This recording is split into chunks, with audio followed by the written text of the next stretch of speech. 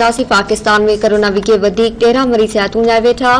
NCOC मूजिब गुज़िरियल सॼे मुल्क में 38,139 माण्हुनि जा नमूना वरिता विया।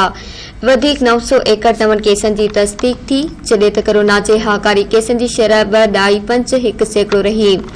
National command and operation centre तरफ़ां जारी कयल ताज़नि अंगनि अखरनि मूजिब गुज़िरियल सॼे मुल्क में 38,139 माण्हुनि जा नमूना वरिता विया। मुल्क में कोरोना 961 केसनि जी तस्दीक थी ऐं मुल्क में हाकारी केसनि जी शरह 2.51% रही। आगाह कई पिया कि एनसीओसी मूजिब सॼे मुल्क जे अस्पतालनि में दाख़िल 1261 मरीज़नि जी हालत ॻणती जोगी आहे।